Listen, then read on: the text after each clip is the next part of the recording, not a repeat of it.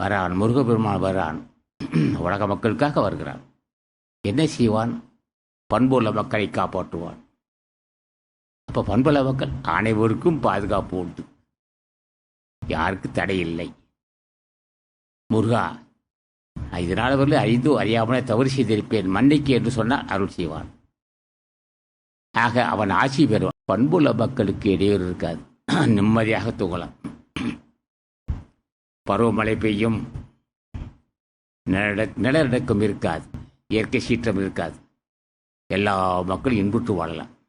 சாந்தியுமே வடிவான மக்கள் எந்த குறையில்லாமல் வாழலாம். எம்பெருமான் முருகன் தலைமை தாங்கின்ற இடம் வாங்காரக்குடியில் அகத்திய சிலம்பாசகம். ஆகவே தொண்டர்களும் பொருளுதவியர்களும் முருகபெருமான் ஆட்சி பெறலாம்.